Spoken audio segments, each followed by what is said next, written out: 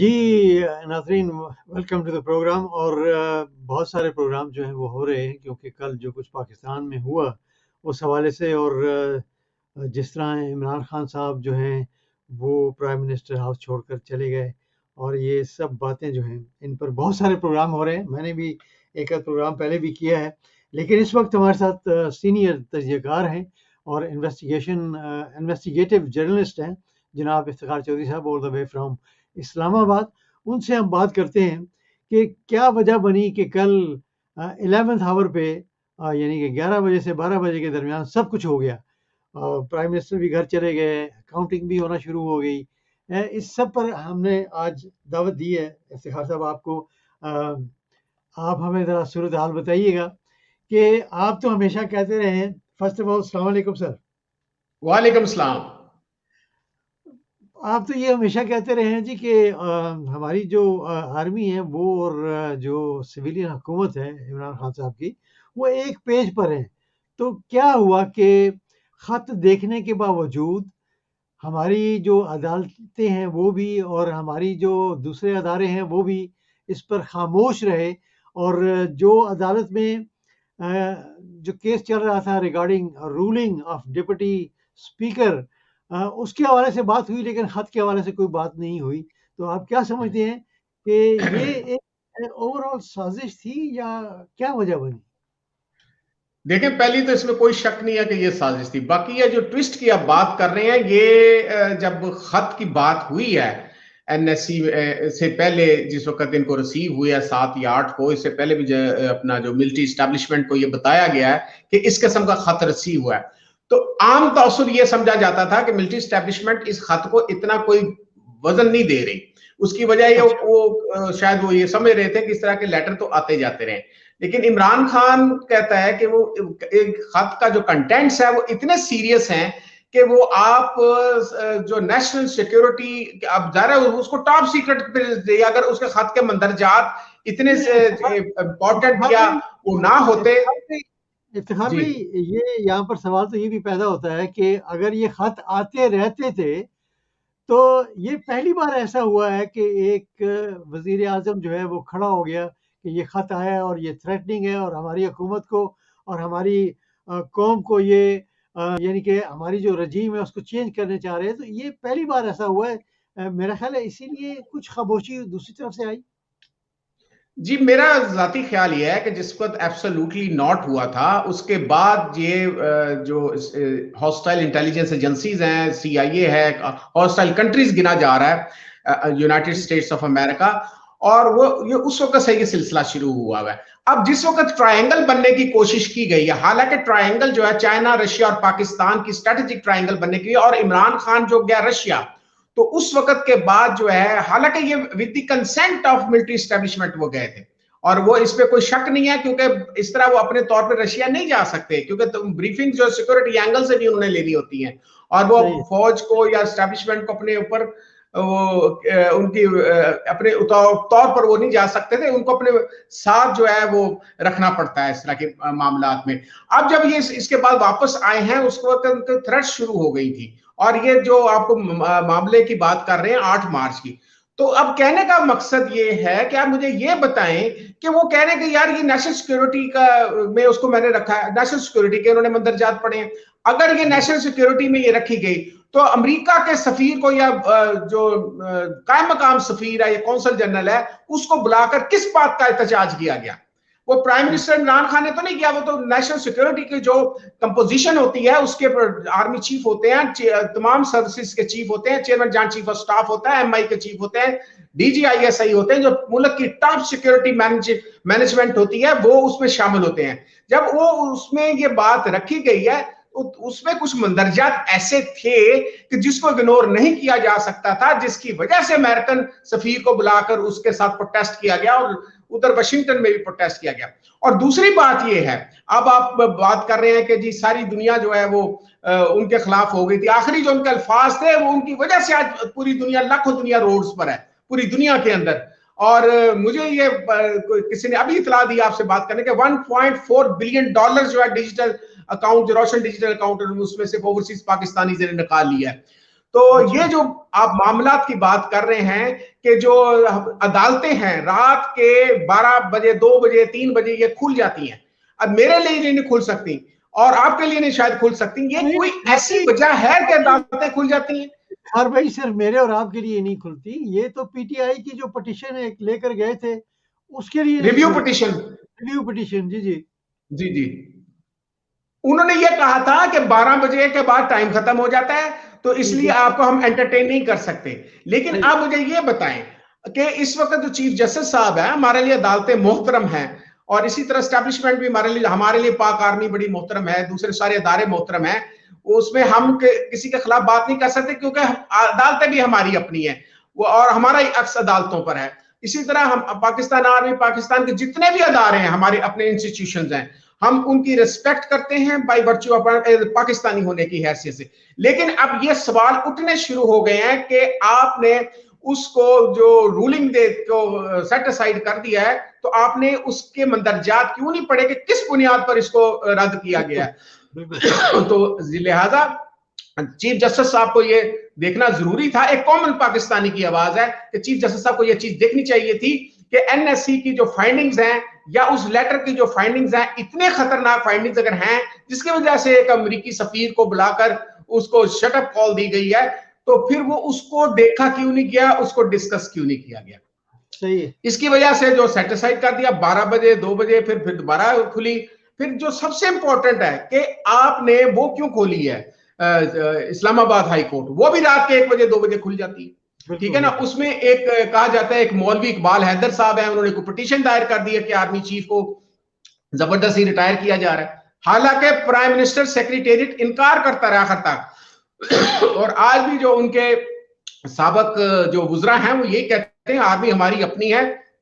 इस किस्म की जो बीबीसी के ऊपर ये खबर आई है तो कि वो एक हेलीकॉप्टर आया हो तो उसमें आकर इनको इमरान खान के को जबरदस्ती वहां पर ये भी तो खबरें गर्दिश करती रही हैं कि वहां पर जो कैदियों की वैन होती है वो भी प्राइम मिनिस्टर हाउस के बाहर आगे खड़ी। जी सर, ये किस वजह से है, कैदियों की वैन क्यों आई, फिर इस्लामाबाद हाई कोर्ट क्यों खुली रात के 2 बजे, उसका तो ताल्लुक ही कोई नहीं था, ठीक है ना, उसका ताल्लुक क्या नहीं था। फिर मौलवी इकबाल हैदर की वो पिटीशन की कॉपी अगर ले ली जाए तो हमारे लिए वो शर्म की मुकाम है कि प्री एम्प्टी मैयर, अगर इमरान खान कह रहे हैं कि मेरा डिसीजन ही कोई नहीं था, इस तरह का वर्डिक्ट कोई नहीं था, ये तो बिल्कुल वैसे ही है जिस तरह नवाज शरीफ ने उनको सह करने की कोशिश की थी ना।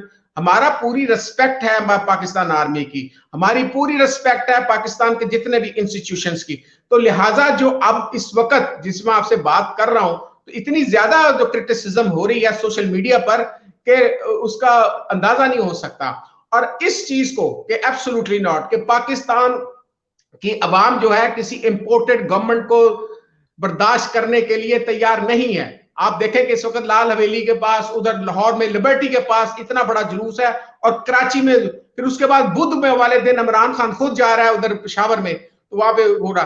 तो हमारी जो मिलिट्री एस्टेब्लिशमेंट है, पाकिस्तान के जो सदर मुमलिकत है चीफ जस्टिस साहब है कि पाकिस्तान सबसे इंपॉर्टेंट है, और हमारे जो एक्स सर्विस पीपल हैं और दूसरे जितने भी लोग हैं उनको बैठ के ये देखना चाहिए कि इसका सोल्यूशन क्या है। इसका सोल्यूशन आप देखें कि जो आप मेरी ट्वीट आपने देखी होगी कि रिक्रूटमेंट पॉलिसी क्या होती है एक आम सिपाही की, पाकिस्तान आर्मी के एक सिपाही की रिक्रूटमेंट पॉलिसी। तो मैंने ये ट्वीट भी किया कि सुबह एक ऐसा शख्स, ऐसा वजीर आजम जो है वो हलफ उठाने जा रहा है जिस पर मनी लॉन्ड्रिंग के पता नहीं 6 अरब रुपए के तो वो मकसूद चपड़ासी वाला केस है, उसमें इंडिक्ट करने के लिए फर्द जुर्म आयद होने लगी है उसके ऊपर। तो अभी इस पर एफआईए की तरफ से एक हुक्म आया जो वजारत कानून की तरफ से कि एफआईए का जो स्पेशल प्रोसिक्यूटर है जो इसके खिलाफ केस लड़ रहा है एफआईए का, तो वजारत कानून ने उसको रोक दिया कि आपने नहीं जाना। आप एक देखें, एक आम शख्स, एक आम सिपाही जो है वो अगर उसके खिलाफ उसकी सिक्योरिटी क्लियरेंस नहीं होती, जब तक उस वक्त पाकिस्तान आर्मी का वो फुट सोल्जर भर्ती नहीं होता, इसी तरह स्टैंडर्ड जो है पुलिस के भी हैं, रेंजर्स के भी होंगे सारे।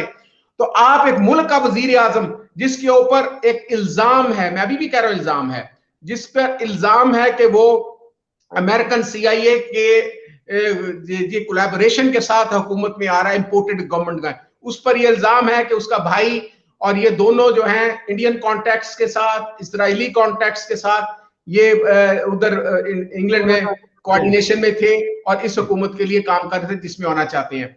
आप मुझे ये बताएं कि FIA के उस प्रोसिक्यूटर को क्यों रोक दिया गया?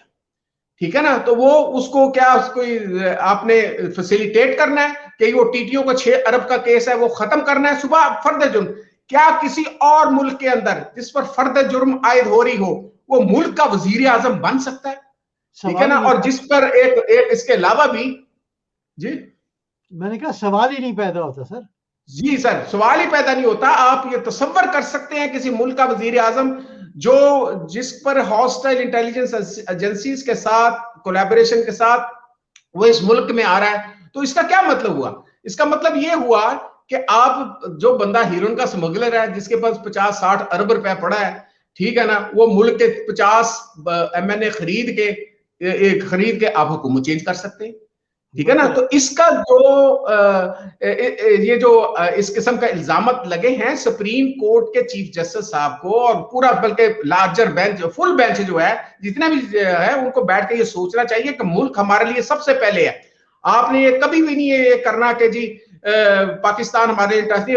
इमरान खान और शहबाज शरीफ या कोई भी शख्सियत वो मैटर नहीं करती, वो इंपॉर्टेंट चीज है कि वो ये जो आपने जो बात कर रहे हैं कि मुल्क की सिक्योरिटी के लिए जो हैजर्ड बन रहा है शख्स, उसकी सिक्योरिटी क्लियरेंस, उस जो एलिगेशन है पहले उसको तो दूर करें। आप कभी भर्ती हो ही नहीं सकते, एक आम सिपाही भर्ती नहीं हो सकता जिस पर इतने संगीन इल्जाम हैं, सेडिशन के चार्जेस हैं उसके ऊपर।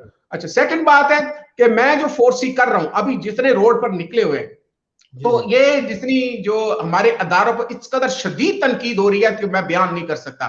तो मैं फोर्सी कर रहा हूं, बल्कि मैंने ट्वीट किया फोर्सी कर रहा हूं कि इमरान खान ये मजबूर हो जाएंगे अब के वो इलेक्शन जो है विद इन दिस ईयर 2020 में ये इलेक्शंस कराएंगे। इस पे मैंने ट्वीट भी की थी। जी सर, आई फोर्सी मैं फोर्सी कर रहा हूं कि वो इलेक्शन जो हैं वो मुझे इसी साल नजर आ रहे हैं, क्योंकि ये उज़्वे मुअत्तल हो जाएगा। ये पार्लियामेंट जो है वो कल जो इमरान खान वगैरह जा रहे हैं पार्लियामेंट के अंदर, और उसके अंदर आप क्या समझते हैं कि इनको बात करने देंगे आप? उन्होंने कहा दो बातें अब चल रही हैं, कुछ लोग ये कह रहे हैं इस्तीफा दे देंगे, कुछ लोग कहते हैं कि नहीं, पार्लियामेंट के अंदर रहकर इनकी ऐसी तैसी फेरें आप लोगों की जो इस तरह के लोग हैं। और ऐन मुमकिन है 3 वोटों से ये सिर्फ ये अदम एतमाद 3 वोटों से 171 इमरान खान ग्रुप के हैं और ये इनके 174 है, इंक्लूडिंग इनके वो जो इत्तेहादी हैं। अगर वो 4 इत्तेहादी निकल जाते हैं फिर इनकी हुकूमत गिर जाती है। हैरत होती है इफ्तिखार भाई, वजीर अली को भी लाया गया और दावड़ साहब की भी वोट हुई, और दुबई से वो भागे हुए जो MNA नाज़िम जोखियो कत्ल केस में, जी बिल्कुल, उनको भी लाया गया। तो ये हमारा जो सिस्टम है ये कुछ समझ नहीं आती क्यों। इसीलिए तो आवाम जो है इस वक्त बहुत शऊर में आ चुकी है और वो समझते हैं। जी सर, मैं आपसे गुजारिश ये कर रहा हूं कि आप रोक लेंगे, आवाज बंद कर लेंगे लोकल सोशल मीडिया का, लेकिन अब जो कंट्रोल ही सोशल मीडिया जो लंदन में बैठा है, जो अमेरिका में बैठा हुआ है, वो तो बराह रास्त ओपन बात कर रहा है। ठीक है ना, तो इस किस्म की बातें जो हैं हमारे लिए काउंटर प्रोडक्टिव होती है। हमारी नेशनल जो इंटरेस्ट है, जो हमारे स्टेक है, हमारी जो स्टेट इटसेल्फ है, उसके लिए बहुत ज्यादा ये हार्मफुल है। तो हमें इसका कोई और हल नहीं है स्वाय इसके कि ये आप जाएं उसको इलेक्शंस में। आप मुझे ये बताएंगे 2-3 महीने जो इसको दिए हैं ये अपने केसेस खत्म करने के लिए बैठा हुआ, ये नैब को खत्म करने के लिए बैठा हुआ, ये FIA को खत्म करने के लिए बैठा हुआ। इसीलिए तो ये हुकूमत में आए हैं और आना चाहते थे। और यही तो मैं कह रहा हूं, इलेक्शन ये they can't face the election. But Imran Khan की जो अब कॉल्स आ रही हैं, जिस तरह के मैं फोर्सी कर रहा हूं, आपने देखी होंगी ये ट्वीट्स भी कि वो मैं फोर्सी कर रहा हूं कि आप लोग ये जो इलेक्शंस हैं ये इसी साल होंगे। यू कांट गो इट प्रलॉन्ग नहीं हो सकते ये वाले।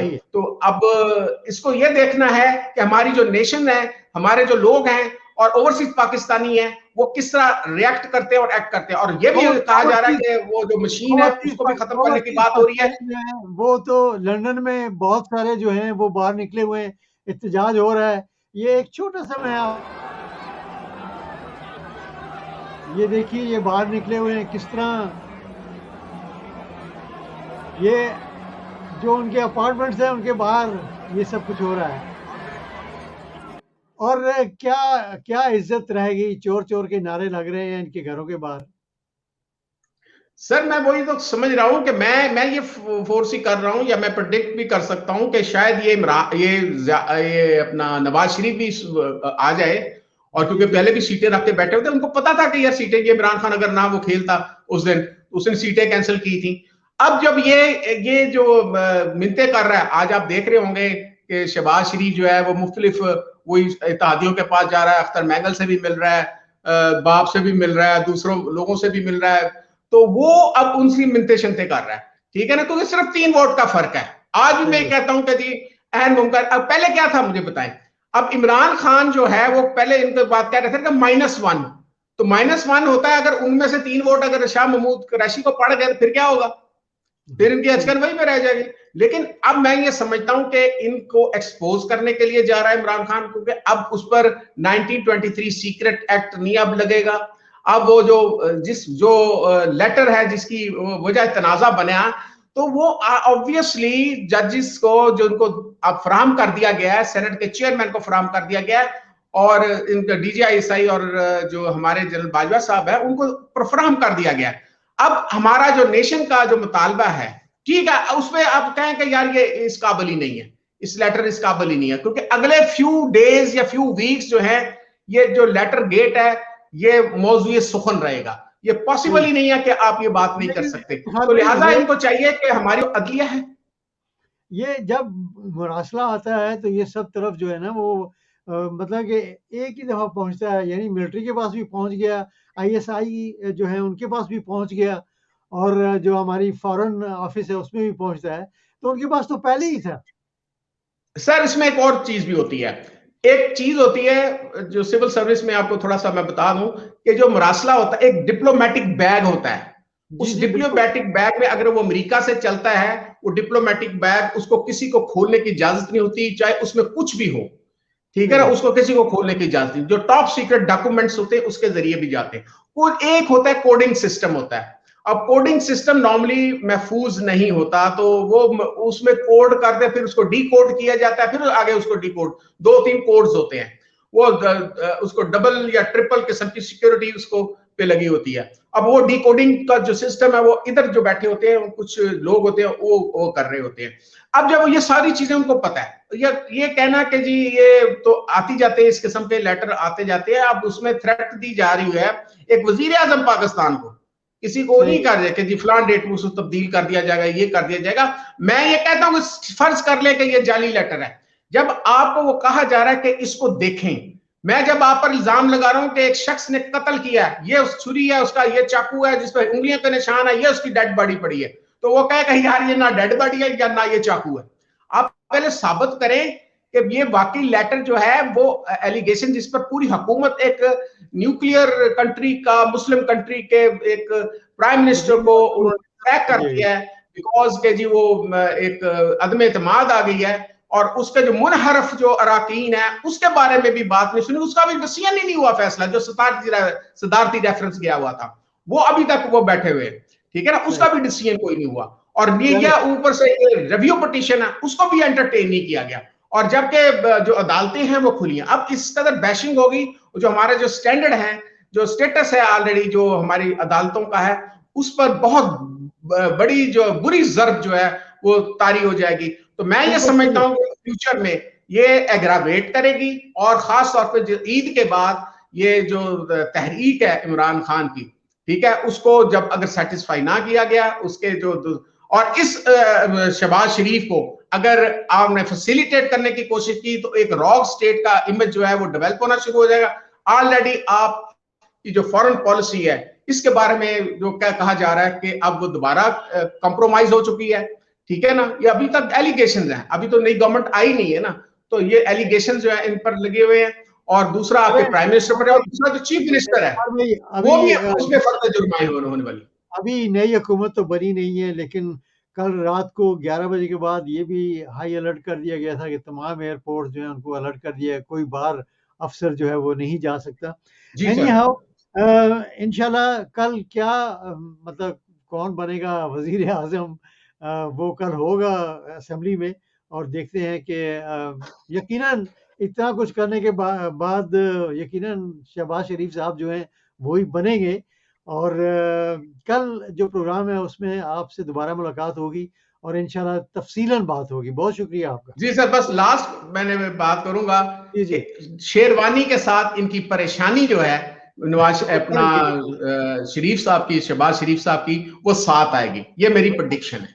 चले जी ठीक सर, है, बहुत बहुत शुक्रिया फरार भाई, thank you very much. Welcome बहुत सर, शुक्रिया। अल्लाह हाफिज। अल्लाह हाफिज जी। जी ये तो थे इफ्तिखार चौधरी साहब all the way from Islamabad.